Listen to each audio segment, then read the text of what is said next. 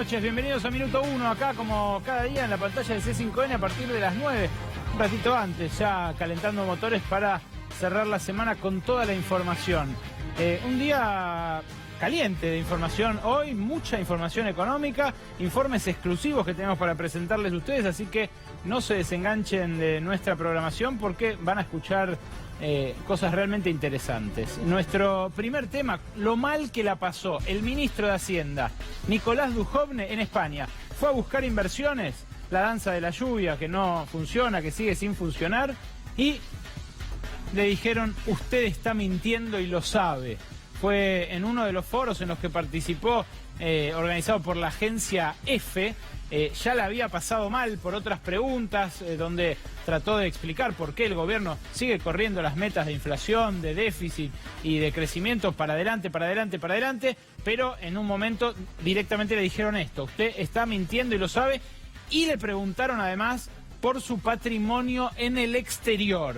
Una situación realmente embarazosa la que vivió el ministro de Hacienda en su gira por España, donde fue, como decía, a tratar de seducir inversores españoles que ya estuvieron en Argentina, que ya participaron como gran punta de lanza de la era de las privatizaciones menemistas, pero que curiosamente ahora siguen sin aparecer, por más viajes que viene haciendo reiteradamente el gobierno desde la época de Alfonso Pratgay. Recordemos la cantidad de veces que Alfonso Pratgay fue a España con el mismo discurso. Con el discurso, necesitamos que vuelvan a invertir en la Argentina. Y otro economista que dio que hablar hoy es Carlos Melconian.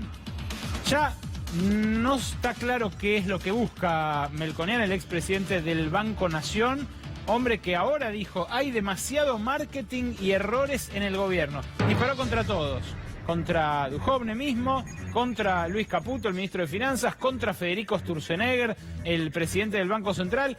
Un Melconian locuaz, como siempre, pero desatado en sus críticas contra el gobierno, que hasta ahora venía dosificando de a cuentagotas. Y finalmente, el último de nuestros temas hoy, otro caso de nepotismo, más cargos para la familia. En este caso, el Latin Lover del gobierno, como lo apodó el propio presidente Mauricio Macri, a Francisco Pancho Cabrera, el ministro de la Producción, el sonriente que ven ahí en el medio, habitué de los balnearios más caros de Punta del Este. En este caso, designó ni más ni menos que al presidente de la Cámara de Importadores, que es el padre de su jefe de gabinete. ¿Saben dónde? En el INTI, el lugar que acaba de despedir 254 técnicos. En instantes, el detalle sobre quién es este recién flamante designado funcionario allí en el INTI y de qué manera nos enteramos de este nombramiento. Diego Pérez Santisteban, un hombre conocido para el establishment, conocido para el empresariado, pero que ahora también figura en la nómina del Estado. Y un debate, atención, un debate que hoy cruzó a toda la sociedad. Fue tapa de los diarios oficialistas, ya se sabía en los pasillos del Congreso en las últimas horas. El Poder Ejecutivo le dio la orden a sus espadas del Congreso que habiliten la discusión sobre la despenalización del aborto. Un tema que la sociedad se debe como debate necesariamente, que se vio obturado durante toda la historia argentina y especialmente en los últimos años, donde se avanzaron en muchas otras libertades civiles, pero no en esta, y que ahora el gobierno dice impulsar. Claro, esto salió en los diarios por la mañana, pero durante la tarde las principales referencias del oficialismo del Congreso dijeron que no van a dar quórum.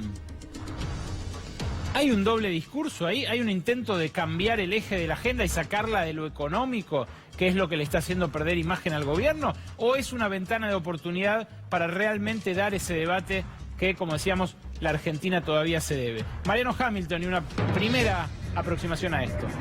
Sí, ¿qué tal? Buenas noches, Berco. Cuando se habla de la despenalización del aborto hay mucha tentación de agarrar los violines y empezar a justificar y da razones y motivos por los cuales debería aprobarse. Ahora, yo solamente voy a dar cifras.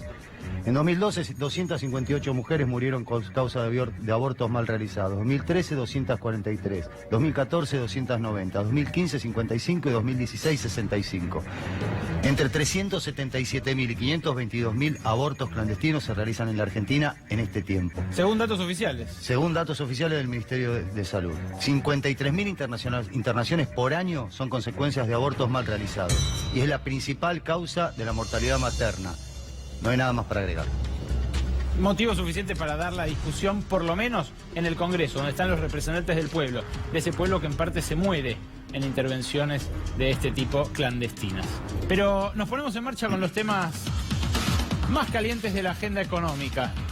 Nicolás Dujovne y su día más tenso en España, una gira que él pensaba le iba a servir para disparar inversiones, para aproximar, para arrimar gente interesada en la Argentina, pero donde finalmente la pasó realmente mal. Le hicieron algunas preguntas sobre el programa económico que respondió ya tambaleando. Y las respuestas fueron las siguientes. Ante preguntas sobre la inflación, por ejemplo, dijo esto: tenemos muy pocas herramientas, pero una voluntad de hierro para derrotar la inflación. Muy pocas herramientas. Bueno, si esa es una forma de seducir, se tiene bastante fe el ministro. Estamos atravesando los peores meses porque estamos generando la suba de precios de servicios regulados, que es inevitable, porque hay que eliminar el gasto en subsidios para converger en precios de mercado. Pero la inflación va a bajar en los próximos meses, dijo. En realidad, después agregó que a lo largo de los años se va a producir la desinflación que busca el Banco Central. Claro, allí hay un enfrentamiento, ¿no?, entre el equipo económico y el presidente del Banco Central, que querría una reducción de la inflación más inmediata. ¿Qué más dijo Dujovne? También se refirió a esto, al incumplimiento de las metas. Respecto del déficit, en este caso, dijo: tenemos que ser graduales, pero no podemos fallar en nuestras metas. Si el gobierno es reelecto en 2019, en 2021 alcanzaremos un equilibrio fiscal. Recordemos que inicialmente la pauta presupuestaria que se fijó el gobierno en 2015 al asumir fue que en 2019 llegaba a eliminar el déficit, aumentando las tarifas al ritmo al que las aumentó en este tiempo. Ahora, aumentó las tarifas, redujo los subsidios, pero también redujo impuestos a mansalva, a sectores de alto poder contributivo. Esto hizo que el déficit, en vez de bajar, aumentara. Y claro, si el déficit aumentó, lógicamente la meta de eliminarlo hay que correrla para adelante. La pregunta que seguramente se hicieron muchos inversores españoles es: ¿por qué habría de creerle esta vez? Uno de los que participó en la conferencia de prensa, de los economistas que participó en una de las conferencias de prensa que dio Dujovne, que hay que decir, aceptó responder preguntas de todo tipo, fue un economista argentino que le transmitió a través del moderador una pregunta a Dujovne, y fue quizás el momento más tenso de la gira del ministro. Lo reproducimos a continuación. Una serie de apreciaciones en tono, le diría que bastante crítico, que si me permite, voy a trasladar. Dice antecedentes, bueno, lo que dice es que se ha equivocado usted porque el dato de la pobreza pues era del 28 en el 2015 y hoy es del 31,9, que la deuda se ha disparado y que el déficit del 2016 se ha superado también, hiperinflación, perdón. Y luego también dice que usted mantiene su patrimonio en offshore, en el exterior, que cómo espera que con esta situación vengan las inversiones o vayan las inversiones a Argentina. ¿Cómo era la pregunta? Bueno, que cómo espera que con todo esto que se ha dicho antes vayan las inversiones a Argentina. Creo que aquí el problema es que el profesor de la Complutense está tomando los datos de pobreza que publicaba el Instituto de Estadísticas y Censo intervenido. Universidad Católica Argentina, que es el mejor informe que ustedes siempre han utilizado como referencia. Y sabe muy bien que en enero lo publicaron y esos son los datos. Y el mismo Busca es el que daba el 28% en 2015. Por lo tanto, usted está mintiendo. Bueno, de acuerdo, Jorge. Si me permite, Jorge, dejemos el ministro responda a sus planteamientos. El Instituto Oficial de Estadísticas y Censos esencialmente no medía la pobreza durante el kirchnerismo para ocultar las cifras, Y ahora tampoco. con lo cual nosotros debemos tomar la cifra del primer trimestre, la primera cifra que tenemos del INDEC, luego de la intervención aberrante del señor Moreno, comandada por la presidenta Kirchner durante su gobierno.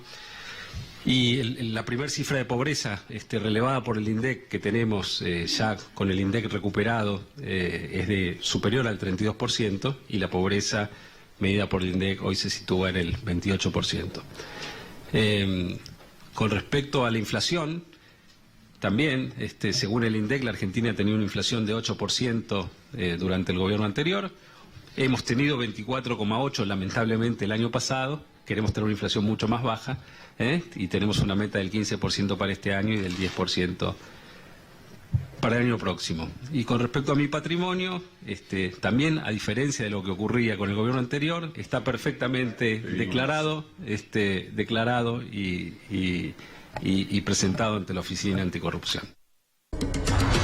El economista que le hizo estas preguntas a Nicolás Dujovne a través del moderador en ese foro organizado por la agencia EFE es Jorge Fonseca. Es docente en la Universidad Complutense de Madrid, es argentino, pero trabaja desde hace años allí. Lo tenemos en línea, tiene la gentileza de atendernos esta noche en Minuto 1. Fonseca, ¿qué tal? Buenas noches.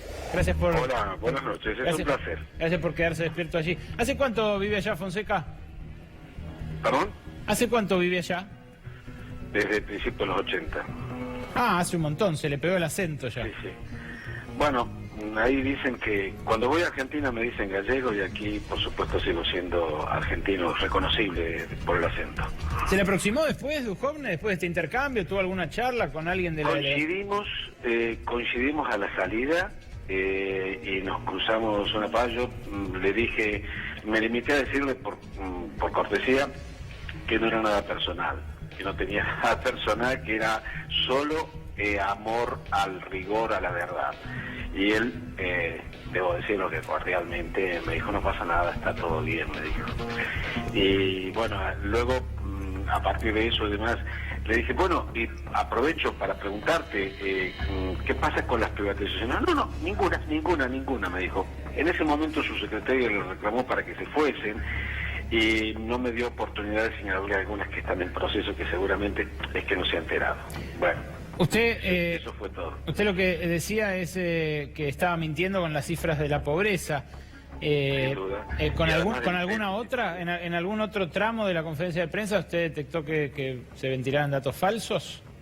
Bueno, en concreto, en lo que se refiere al déficit, creo que no llegó a precisar exactamente números, pero sí mintió en el sentido de que estaban teniendo unos resultados estupendos de déficit, cuando todos sabemos que el gobierno ha tomado como estrategia hablar del déficit respecto al déficit primario, sin mencionar los intereses de la deuda, que son crecientes con el elevado endeudamiento que está soportando, al que están metiendo a los argentinos, que son los que van a pagar luego esa deuda con recortes, inevitablemente, como ha ocurrido, y quizá con un corralito, en la medida que esto siga así, evidentemente el riesgo existe.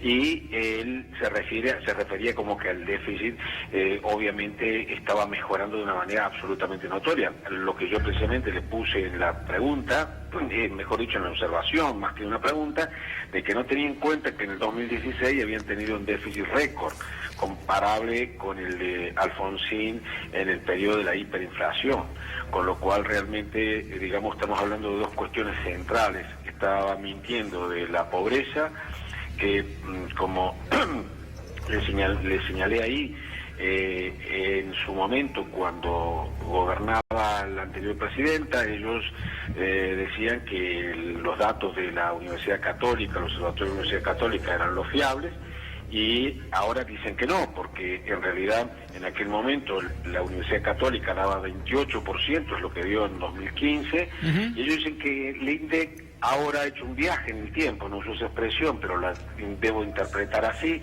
para poder ver lo que pasaba en 2015, porque dice que han corregido los datos de la pobreza de 2015 y ahora le da que eran 32%. Sí. Y también han corregido los datos, evidentemente, del presente, que la UCA, en un informe conocido que presentó en enero y muy riguroso sobre la cuestión de la pobreza, señala que la pobreza hoy es el 31,9%, prácticamente uno de cada 3 argentinos es pobre y alrededor del 8% son indigentes. Hay que recordar que en los 70, en los años 70, principios, antes de la dictadura devastadora neoliberal que hubo en Argentina, de lo cual en lo económico son continuadores del gobierno actual, en aquel entonces en Argentina la pobreza urbana era del 4% y la rural era del 10%, algo comparable a los niveles de los países desarrollados. Fonseca, tanto, la primera cuestión que mintieron fue la de la pobreza y luego la segunda fue la del déficit. Fonseca, estamos hablando con Jorge Fonseca, para los que recién se enganchan, que es el economista que hoy le dijo esta frase que ustedes ven allí en nuestro graph, en el hashtag que les proponemos hoy para discutir en las redes sociales: usted está mintiendo. Esto es lo que le dijo el profesor de la Complutense de Madrid al ministro de Hacienda, Nicolás Dujovne, y lo tenemos en línea a Fonseca. Fonseca, para terminar, veo que está usted muy al tanto de la realidad argentina. Sabrá, me imagino, que los medios argentinos no suelen reproducir estas críticas. En los últimos 2 años una monocromía oficialista se apoderó de los medios privados y estatales, salvo muy poquitos. Le quiero preguntar a usted si ve una dinámica explosiva en el plan de Cambiemos, lo más sintéticamente posible, si según sus cuentas... Sí. En primer lugar, respecto a los medios, lo he constatado en la medida que La Nación, por ejemplo, no hace referencia a mi comentario sobre los offshore, aunque sí lo reproduce, y estuvo hablando conmigo la periodista de La Nación. Ajá. En cuanto a la dinámica explosiva, sin duda. Es un país, lo digo rápidamente, en el cual lo que expresó hoy el ministro, lo que aspira es a copiar a Chile, que vive de exportar fundamentalmente cobre, porque hizo referencia que teníamos que ser como Chile, explotar mucho la minería y vaca muerta, con lo cual lo que quiere es una Argentina al estilo de Chile o Venezuela, dedicadas simplemente a actividades extractivistas, cuando estamos hablando de un país que, además de tener 40 y pico millones de habitantes, ha sido siempre el país en términos relativos más industrializado de América Latina. Por lo tanto, siguiendo en esta línea de endeudamiento, de destrucción del mercado interior, del aparato productivo, lo que queda, solo podemos esperar calcular cuántos años van a pasar, o que no serán muchos, hasta que tengamos una situación muy crítica de balanza de cuenta corriente, de déficit, y las cosas, no quiero yo hacer alarmismo, pero evidentemente en estos momentos esa dinámica lleva en esa dirección, al precipicio. Jorge Fonseca es profesor de la Universidad Complutense de Madrid, le agradecemos mucho por este contacto con Minuto 1, gracias, buenas noches. De nada, un placer, un abrazo. Otro economista, lejos de la orientación y de la formación crítica que evidentemente tiene el profesor Fonseca, otro economista muy crítico de la administración Cambiemos y del rumbo económico que está siguiendo, es su ex presidente del Banco Nación, Carlos Melconian, hombre que hace equilibrio para seguir definiéndose como un hombre del presidente o un amigo de la gestión Cambiemos. Dijo: soy un soldado de Macri, lo dijo desde su casa de Punta del Este, donde se suele instalar toda la temporada. Bueno, hoy, si es un soldado bastante rebelde. Vean ustedes mismos sus declaraciones. Primero no había que decir, miren que viene esto, porque asustás a la gente y no te votan. Y después no había que decirlo cosa que todavía está vigente, porque el marketing juega un rol espectacular en esta administración. Entonces, como el marketing juega un rol, ahora ya sabemos y ahora ya ganamos, pero sigamos sin decir el despelote que nos dejaron, porque lo que tenemos que seguir sembrando estamos mal pero vamos bien y vamos a estar mejor, que es la parte de la estantería que se vino medio abajo. Y bueno, y al final el marketing tiene que tener contenido. Dijo Dujovne hoy, habrá un pico textual, habrá un pico de endeudamiento hasta 2020 y luego comenzará a bajar.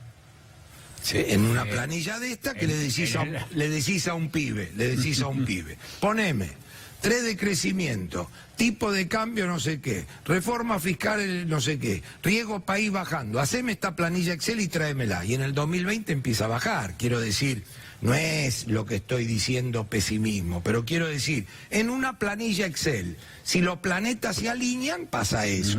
Ahora, vos me vas a decir, che, pero va a seguir yendo el ministro Caputo afuera y le van a dar plata. Nadie lo sabe. Pero no es conservadurismo, es cuando tenés las cosas atadas con alambre, no podés quedar tan abierto a jugarte que sea la deuda pública lo que te financia la transición. Ya, lo fiscal se transformó en 4 platos de ravioles. Y la meta de inflación es el intento de usar una camisa slim fit. Entonces, o tenés mal la camisa o tenés mal los platos de ravioles. La pregunta es, ¿estás de acuerdo con lo que se hizo el 28 de diciembre de modificar la meta? A, sí. ¿Por qué? Porque era ridícula. Ahora B, ten en cuenta que no le aflojaste a los ravioles. Que dijiste, mirá, compraste 2 talles más de camisa, porque la slim fit es una fantasía. Entonces, estamos en esa mediocridad. Estamos en esa mediocridad. Yo con soldados así a la guerra no voy. No sé ustedes. Melconian se sigue reconociendo como simpatizante, miembro e impulsor de Cambiemos, pero claro, tiene un prestigio profesional que cuidar, clientes sobre todo que cuidar. Y ante todo, prioriza tener un discurso público más o menos acorde a lo que ve, ¿no? En eso sigue siendo el mismo Melconian de siempre, un emprendedor, alguien que vive de venderle informes a empresas, banqueros, poderosos en general, políticos. Claro, lo que ve es así de crudo como lo escucharon recién. La definición cruda también es la que dio el ministro de Economía bonaerense, Hernán Lacunza. Hernán Lacunza, el único que faltaba hablar, el hombre que está sentado sobre la caja de la gobernadora Vidal, mientras la negociación paritaria la llevan adelante el ministro de Educación, en la Dirección General de Escuelas, y el ministro de Trabajo, Marcelo Villegas, ex hombre de Telecom, que está ahí en la jefatura del Ministerio de Trabajo bonaerense. Las clases por ahora peligran, por supuesto, la oferta sigue siendo 15% sin cláusula gatillo. Incluso un poquito mejor que la mucho más amarreta de la ciudad de Buenos Aires, de 12% sin cláusula gatillo en 3 cuotas. Hoy habló el hombre que maneja la caja, Hernán Lacunza, y no dio un panorama mucho más claro que el que ya habían dado sus colegas. Lo escuchamos. La cláusula gatillo, los mecanismos indexatorios, como la cláusula gatillo, que sí, tienen el riesgo de que pueden convertir en permanentes fenómenos transitorios. La provincia tiene un déficit de 30.000 millones de pesos. Ahí está. Ese es un argumento. Para poder, esta propuesta es consistente con no aumentar ese déficit. Si alguien encuentra dinero para poder aumentar los salarios, que me avise, yo sería la persona más relajada del mundo.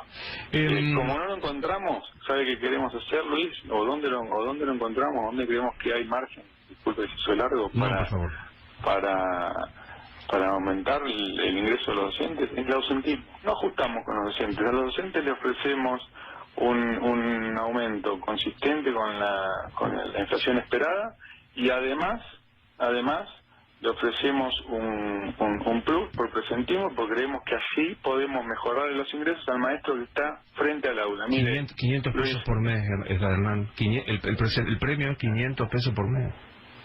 Sí, 500 pesos por mes sobre un salario inicial de 12.500 es un 4%, sobre un salario promedio de 25.000 pesos es un 2%, sí. Pero bueno, no vamos a poder duplicar los salarios. No, duele. Duele escuchar eso, 500 pesos. Y en cambio, mientras tanto, hay otros funcionarios que no ganan 12.500 pesos, que ganan, digamos, 10, digamos 20 veces eso, y que además se dan el gusto de designar familiares como asesores o en otros puestos políticos. Ninguno de los puestos políticos gana 12.500, ninguno está debatiéndose por 500 más o 500 menos de presentismo. De hecho, ninguno marca tarjeta de estos funcionarios políticos. ¿Y saben quién es, además, el funcionario político que acaba de designar el jefe de gabinete del ministro de la Producción, Francisco Cabrera? El jefe de gabinete es este joven, Ignacio Pérez Riva. Este hombre que ven acá es el jefe de gabinete de Francisco Cabrera. Francisco Cabrera, ministro de la Producción. Si uno tiene que juzgar a los ministros por el resultado de lo que manejan, bueno, no hace falta que yo diga cómo está catalogado dentro del gobierno el ministro de la Producción. Y Diego Pérez Santisteban, ese hombre que presidió durante largos años la Cámara de Importadores de la Argentina, la CIRA, es el padre del jefe de gabinete de asesores del Ministerio de la Producción. Ya esto es algo contradictorio. Uno no le puede, los pecados no se heredan, las deudas no se heredan, los delitos tampoco. Pero que un hombre que durante largos años representó a los importadores de la Argentina lleve a su hijo, a quien además estuvo trabajando con él mucho tiempo y que lo siguió de alguna manera en el oficio de hablar de asuntos de economía, de tratar asuntos de economía, a la jefatura de gabinete del Ministerio de la Producción, que no digo que el Ministerio de la Producción deba impedir todo tipo de importaciones, pero debe bregar porque haya más producción local, ¿no? El Ministerio de Producción de la Argentina.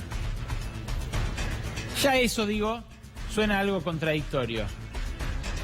Pero además, Diego Pérez Santisteban fue contratado por el INTI, el Instituto Nacional de Tecnología Industrial, que está en pleno achique, que acaba de despedir a 254 personas. Bueno, Javier Ibáñez, el presidente del INTI, lo contrató a Diego Pérez Santisteban como asesor por una módica suma de 54.000 pesos. ¿Marcará tarjeta todos los días ahí en General Paz y Constituyentes? ¿Irá todos los días a hacer que la industria argentina sea más productiva? ¿Irá a aportar ideas para que la tecnología industrial vuelva a convertir a Argentina en un país de punta, exportador, con oferta dinámica para el resto del mundo?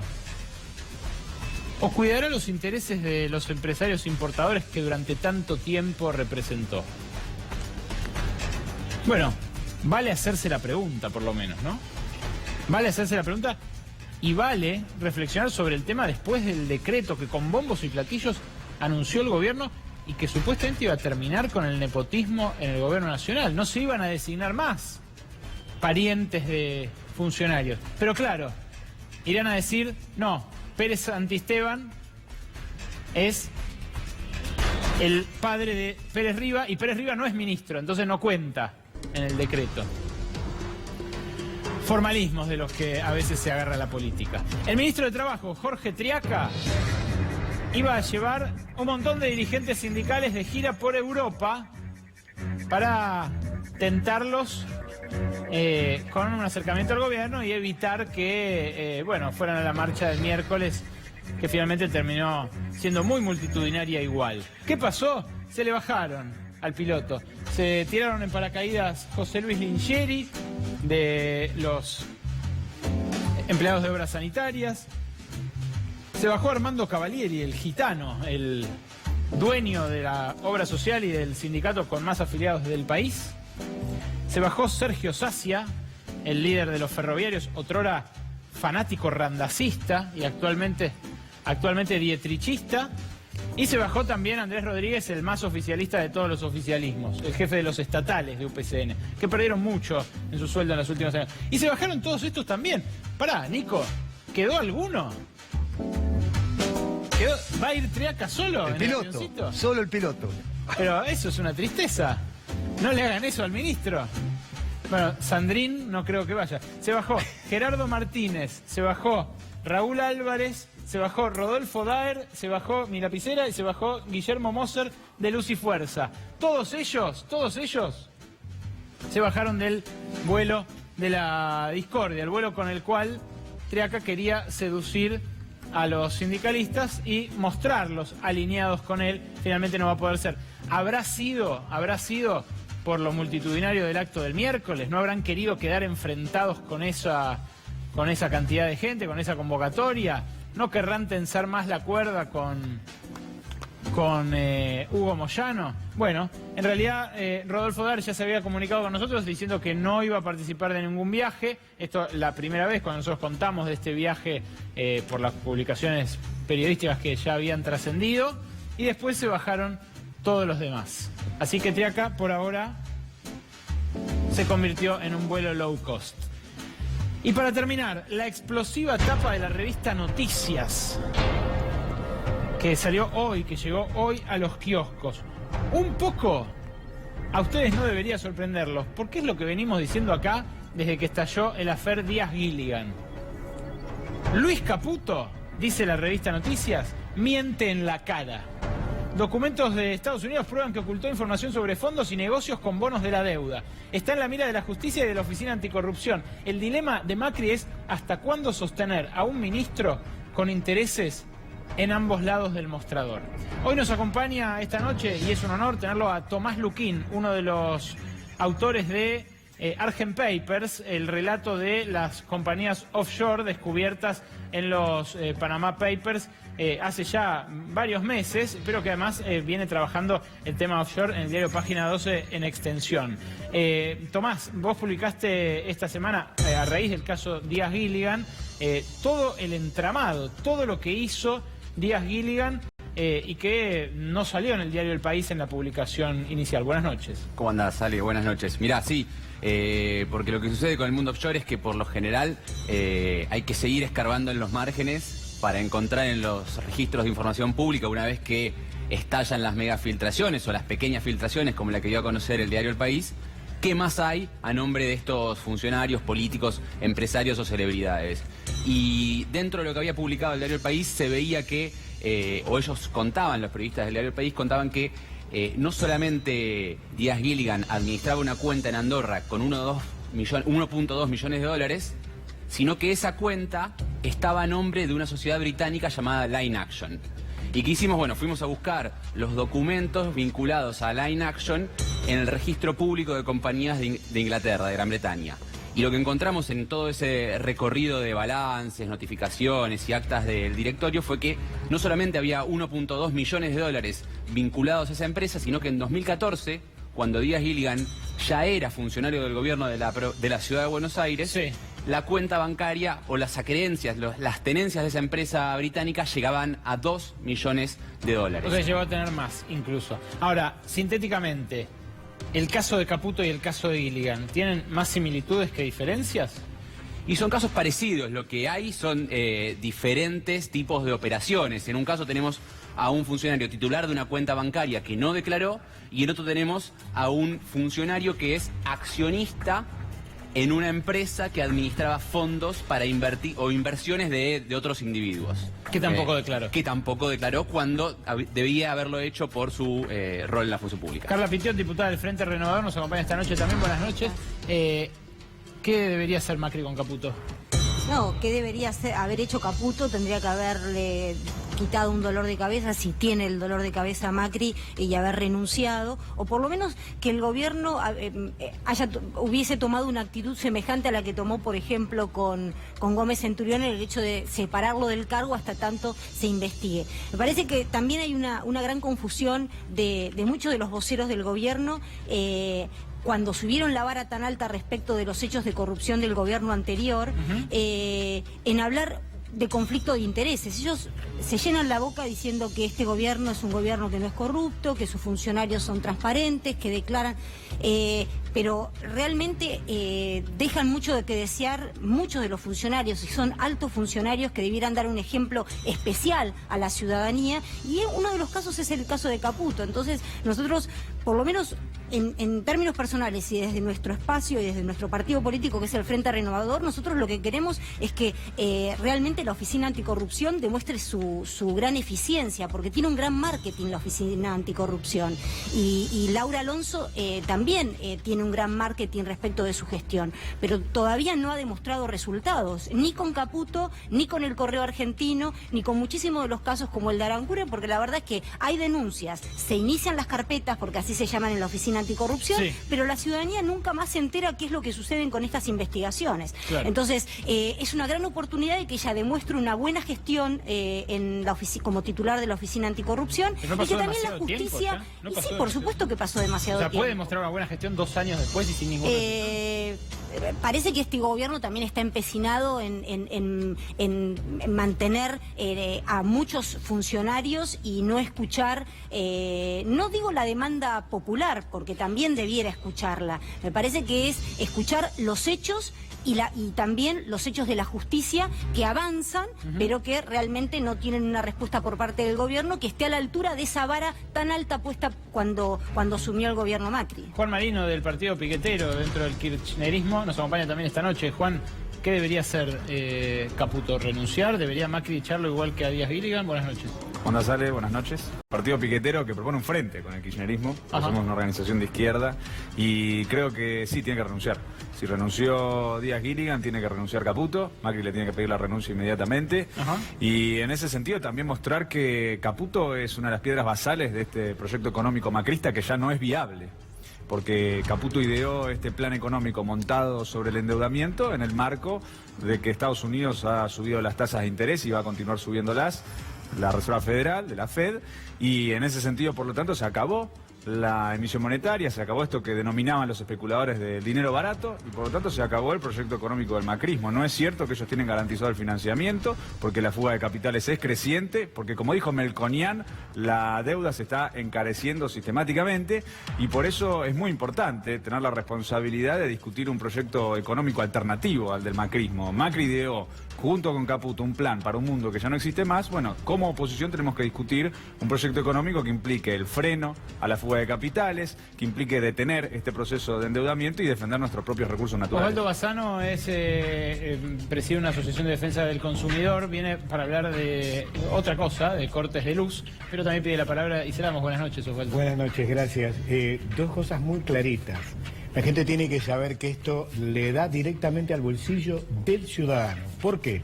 Primero y principal, uno de los problemas más grandes que ha habido en los últimos 2 años es la evasión de divisas, han sido de las empresas energéticas. Segundo problema, cuando hablamos de offshore, estamos hablando de la evasión fiscal, es decir, de no poner dinero en los impuestos, de no pagar los impuestos. Sin embargo, están ganando ingentes cantidades de dinero, esa es la injusticia, es la obscenidad de la injusticia. Una jubilada tiene que pagar 6.000 pesos de luz, o en el conurbano bonaerense no tienen luz y están pagando entre 2.000 y 3.000 pesos de factura. Entonces, es clarito este tema. Luquín, ¿hay otro país que tenga tantos funcionarios con compañías offshore como la Argentina?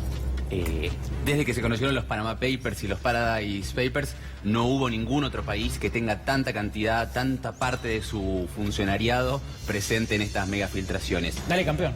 Sí, o sea, Argentina vamos todavía, al frente de ese ranking, y no es casualidad, digamos, no es casualidad que esté al frente, porque 1 de cada 3 funcionarios que compusieron el gabinete inicial del presidente Mauricio Macri provienen del sector privado, de altos cargos del sector privado. Y quienes explican el grueso del mundo offshore, a pesar de que por lo general se da cuenta de que es la corrupción pública, la corrupción gubernamental, quienes explican el grueso de este mundo que canaliza abusos de todo tipo, son los empresarios, son el sector privado y las grandes empresas.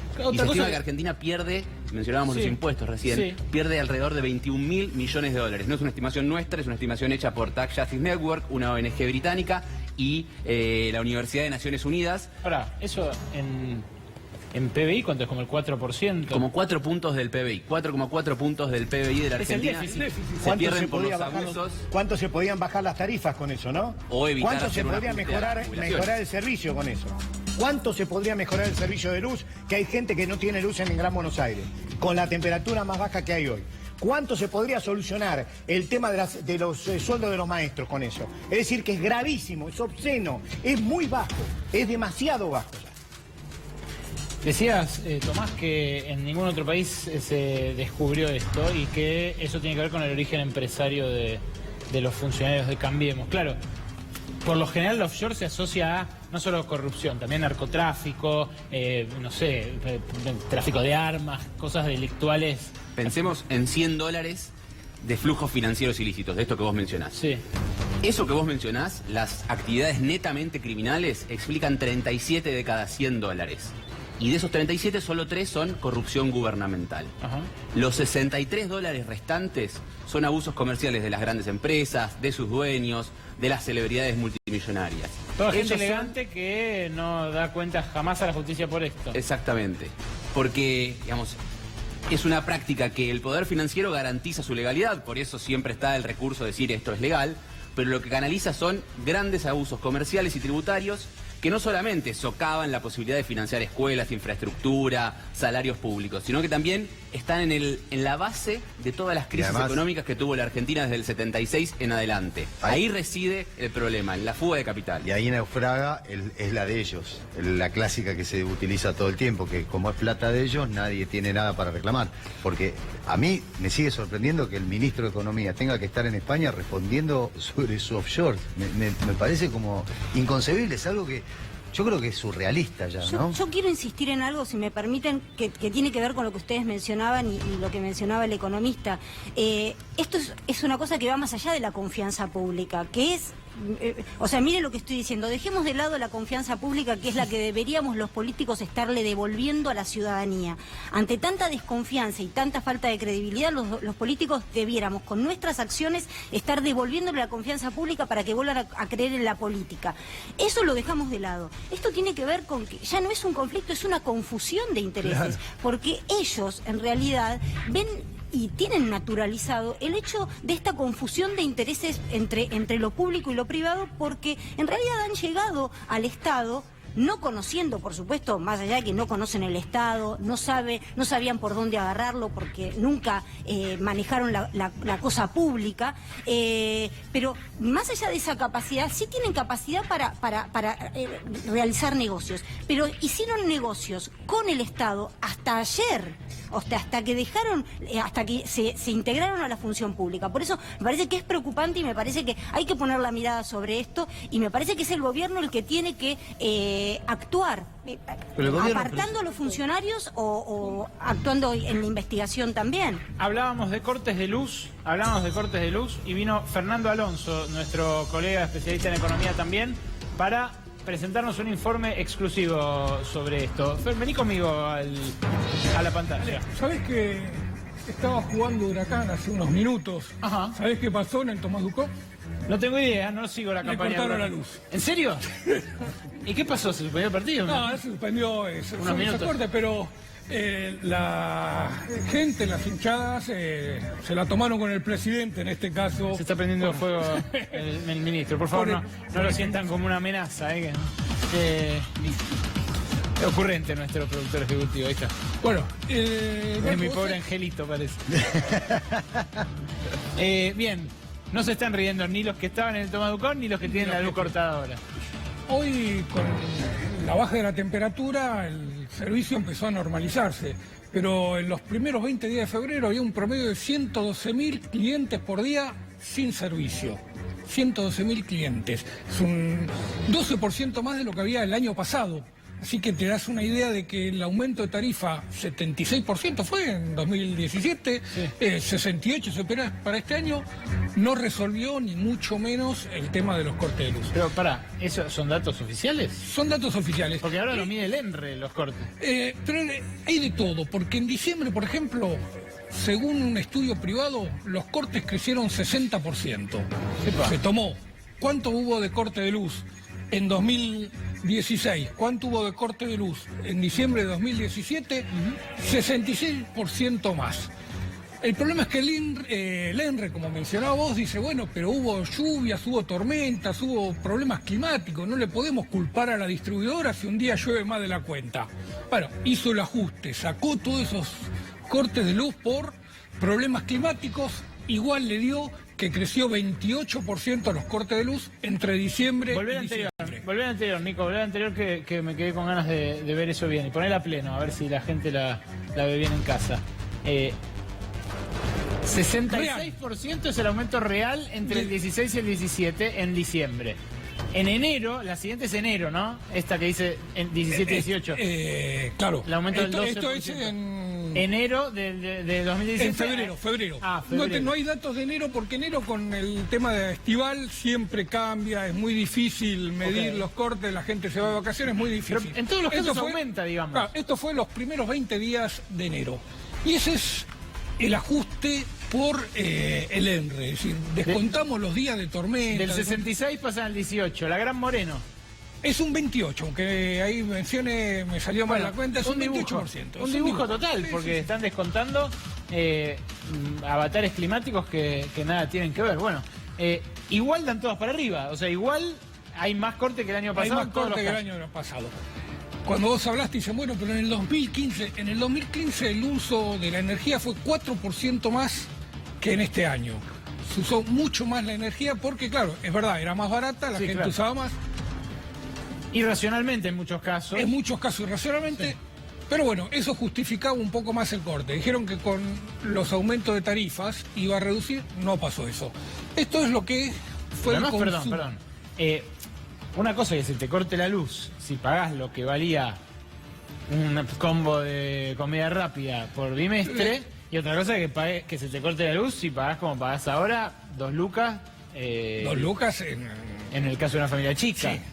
Hay facturas de 6, 7, 8, facturas residenciales estamos hablando, ¿no? Facturas residenciales de 6.000, 8.000 pesos. Antes de ir a esto, ¿Bassano? Bueno, a ver, hay algo que tenemos que aclarar a la gente para que se dé cuenta de algo.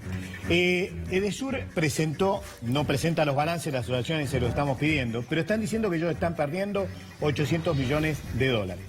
Lo que ocurre es que Edesur pertenece a un grupo que se llama Enel. Enel es dueño en este momento de Central Costanera, de parte del Chocón, y tiene intereses y acciones en casi todas las distribuidoras y generadoras del país. ¿Qué ocurre con esto? Cuando se dictó la ley, perdón que me digregue, pero para que la gente se entere de lo que está, en manos de quién estamos. Porque también existe corrupción con esto, porque hay muchos funcionarios que con las mamuscas esas también son dueños de las empresas de energía, como la familia presidencial. Y ocurre que cuando se dictaron las leyes de energía y de gas, Caputo, el primo que obligan a que sean valor dólar en las tarifas, se dictó con la división de 3 grupos de empresas: generadoras, transportadoras y distribuidoras. Eso antes de la Ley de Defensa del Consumidor. Después se intentó y se intenta evitar que haya un monopolio. El monopolio que existía antes de 1992 era aguas y energía, pero era del Estado. Ahora pertenece a un grupo que es Enel, Endesa y las distintas familias en el gobierno. Es decir, tenemos un monopolio legal que fueron adquiriendo y fusionándose entre ellas, que pertenecen a los funcionarios del gobierno. Esto, junto con la corrupción offshore que hay, le obligan a los consumidores, por ejemplo, en la audiencia pública, 56% de aumento del gas. Tenemos que pagar el megavatio $70, mientras en Francia lo están pagando $34 y no tiene pozos petroleros dentro de Francia. Y el problema todavía se aumenta más porque los señores quieren exportar gas y petróleo a nuestra costa. Exportan por $3 y compran a $7 con el desbalance a la balanza de pago de la Argentina. Gracias, y después Bassano. nos obligan a pagar 2.000, 3.000 o 4.000 pesos, que eso en el salario de 16.000 pesos, 15.000 para el 85%, ya significa el 28% entre luz, gas, teléfono y agua. Gracias, Bassano. Fer, decías, el consumo Bajó. El consumo bajó 4% el consumo total, 3% el consumo total, 4% el consumo residencial. Es decir, en las casas se consume todavía mucho menos en el promedio. Claro, esto parece que cambia poquito, pero no, es un montón. 4% en términos de lo que se consume, porque es muy inflexible esto, ¿no? Recién mencionaba los números de las empresas. Edesur tuvo ganancia en 2015, ganó 3.500 millones de pesos. Perdió el año pasado, se calcula 800 millones de pesos. Edenor tuvo este año, en 2017, una utilidad de 600 millones de pesos. Pero si vos ves las inversiones de las empresas, te das cuenta cuándo fue en 2015, 2.500 millones, 3.900 millones. Si actualizas estas cifras por la inflación, te da que en 2016 y en 2017 fue mucho menos. Estos son pesos nominales, pesos de cada año. Si vos actualizás esto por dólar, acordate, en 2015 el dólar 9,15, 9,15, 9,70, tenés 250 millones de dólares de inversión de Edesur, por ejemplo, en 2015. Sí. 2016 al 15, te das cuenta que bajó también en dólares la inversión. Esto es escandaloso. Es decir, Pará. Esto es escandaloso. Edenor, la empresa de Marcelo Mindlin, porque se habló bastante de Edesur, vamos a hablar de Edenor, la empresa del empresario favorito del presidente de la Nación, Marcelo Mindlin, nuevo zar de la energía, creció en los 90 con el menemismo, creció en los 2000 con el kirchnerismo y creció exponencialmente desde que asumió Macri. Como explicaba recién, tiene en toda la cadena, no es solo distribuidor. No, en el caso de él está integrado totalmente. Claro, totalmente. Genera, transporta y distribuye la electricidad. Lo que nos está mostrando Alonso es que en 2015 invirtió 3.900 millones de pesos de 2015 y que en 2017 invirtió lo mismo, porque hay una diferencia de 200 millones de pesos. Nada. Invirtió lo mismo, o sea, es como si... mantener la, en pesos, la red, o sea, bajarla abruptamente. Y si lo actualizás por inflación o lo actualizás por dólar, bajó la inversión. Pero claro, lo que dicen ahora es, bueno, pero la vamos a hacer de 2018 en adelante. De 2018, 2019, 2020 vamos a invertir lo que no hicimos antes. Pero cuando uno hace el promedio de la inversión, se mantienen estos números. No hay una gran inversión, no hay números que asombren. Por ejemplo, se plantea 20.000 millones, 25.000 millones para 4 años. Cuando vos empezás a actualizar estas cifras, te dan que estás más o menos en el mismo promedio. Y en el caso de Edesur, por ejemplo, te mezcla la inversión en distribución con la inversión en generación. Entonces vos no sabés verdaderamente cuánto van a poner en cables subterráneos, de esos que son los que provocan los cortes, como los que pasó hoy en la cancha, ¿no? Con los que provocan los cortes de luz en las residencias. Te digo, Ale, si vos vivís en un barrio de esos que tienen fervor, que salen a la calle, que queman cubiertas, sí, que tienen una cámara de televisión dispuesta a prender, ahí te van a ir a hacer algún arreglo. Porque no quieren que trascienda, no quieren que se visibilicen los cortes, no quieren que se visibilice la protesta de los vecinos. Bueno, en el estadio Tomás Ducó de Huracán, donde se cortó la luz recién, el cantito que se escuchó fue el que se escuchó en la marcha del miércoles. Y el que se escuchó en todas las canchas el fin de semana. Sí, al principio parecía que era por los arbitrajes de Boca, pero empieza... Se escuchó en el básquet también. Sí, y en un recital. Se escuchó en el básquet y en un recital. El hit del verano. Hoy en el subte se escuchó. Y hoy en el subte. Osvaldo Bassano, esta realidad, la de que nos dijeron que nos subían las tarifas para invertir y no invierten, ¿puede de alguna manera revertirse en lo que queda del gobierno? No porque la intención sigue siendo ganancia y lamentablemente ellos han hecho toda una estructura, como bien dijo el ministro, basada en la ley de gas, en la ley de energía, que deben ser modificadas, ganancia pura, y en el Excel. No interesa si existe un problema con los consumidores y no podemos pagar. Todos los municipios están comenzando a organizarse, ya se han iniciado acciones y recuerdo algo, 174 del Código Penal, defraudación. Están cobrando desde que empezaron las audiencias públicas, deben hacer la inversión y no hay. Y adelanto algo, están vaciando Edesur. Ya hablaron, no tienen cuadrillas, son todas cuadrillas tercerizadas y en la mayoría de los casos ya lanzaron el retiro voluntario a todo el personal. Antes del mes de enero deben entregar las planillas. Hoy hay algo de esto. Como exacto. Que quieren tercerizar en cuadrillas más chicas. No, ya están las cuadrillas en la calle. Ya no hay más cuadrillas de emergencia en las centrales.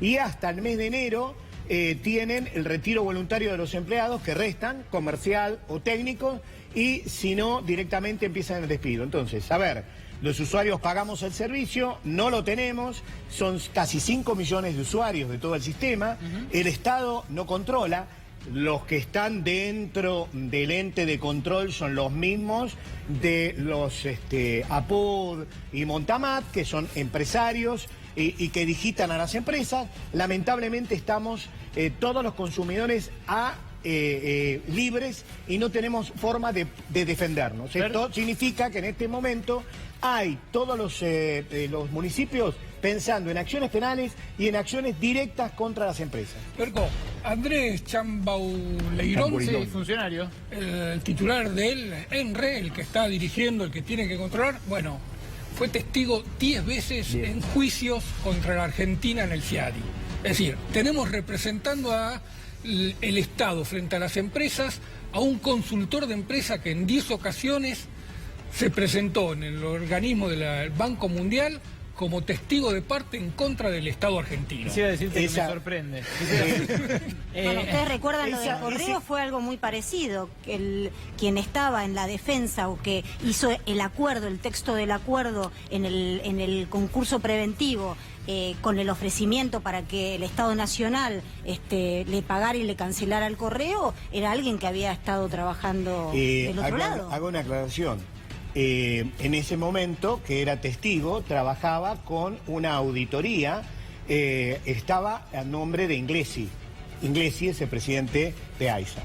Espectacular. Y sumando a lo que dicen Osvaldo y Fernando, me parece muy importante destacar la reacción popular que hubo contra los cortes. En enero hubo un montón de cacerolazos y cortes de calle contra los cortes de luz. Pero no visibilizados. Lo taparon, pero fue la continuidad de los cacerolazos de diciembre. Y acá salió siempre, ¿eh? Acá sí, pero desde ya. Estoy hablando de los grandes medios que vos mencionabas al principio, ¿no? Cómplices del gobierno. En ese sentido me parece importante destacar el dato que hubo 112.000 clientes por día en enero que sufrieron cortes producto de esta política, por lo cual los tarifazos son un fracaso y los únicos que se ven beneficiados son los amigos del gobierno. Ahora hay una respuesta popular muy grande, porque uno de los reclamos centrales de la marcha del 21F multitudinaria para Marcos Peña, que decía que no sabía cuáles eran los reclamos, bueno, el reclamo, uno de ellos fue basta de tarifazos. Ayer, comentaba Osvaldo, fue la audiencia pública y el aumento totalizado de gas es de más de 1000% desde que arrancó el aumento en el gas, por lo cual muy positiva la marcha del 21 contra los tarifazos. Es ridículo que pretendan meter un aumento salarial del 15% sin cláusula de gatillo cuando tenemos aumento del 1000% desde 2015. ¿Qué te pareció lo que decía la Cunza de no hay plata en la provincia? Es una barbaridad. Vidal le acaban de dar un montón de plata y esa plata no va para los salarios docentes. No, hay una incongruencia y nosotros estamos reclamando del Frente Renovador justamente que esta incongruencia de no dar cláusula gatillo y ponerle un tope a las paritarias cuando las tarifas, el aumento de tarifas no tiene tope, y por el otro lado tampoco el Estado ha sido tan estricto con quienes sí en la timba se han prevenido con cláusulas para no perder, y entonces ahí es donde de alguna manera entran a jugar no solo las incongruencias sino también las desigualdades y las injusticias. Y vuelvo a insistir, me parece que en eso el compañero tiene razón, el 21 sobraban motivos para ir a la marcha, después bueno, obviamente hay confusión y algún tipo de enrarecimiento de la situación de la marcha, pero realmente hay una incongruencia. Despidos, aumento de tarifas y no solución a cuestiones que te está pidiendo la ciudadanía, que es el impacto directo sobre el bolsillo. Aparte, con el tema docente, Vidal acaba de anunciar el cierre de 39 escuelas rurales y 8 escuelas del Delta. Pero quiero agregar algo. Hoy salió la resolución 1657 que se cerraron las escuelas nocturnas también, en toda la provincia de Buenos Aires. En el boletín oficial, hoy se anunció que la provincia de Buenos Aires compraba 700 millones de dólares, 753 millones de dólares en letras del Tesoro. O sea, cuando dicen que no tienen plata para financiar el gasto público, para financiar el pago a los docentes. ¿Le prestan a la Nación? Hoy le prestaron a la Nación a tasa cero. Explicaciones financieras pueden surgir miles. Las lógicas que decide el gobierno provincial seguramente van a encontrar un justificativo para esa operación. Pero lo cierto es que el ministro de Economía dice que no tiene fondos y hoy financió al Estado Nacional por 753 millones de dólares.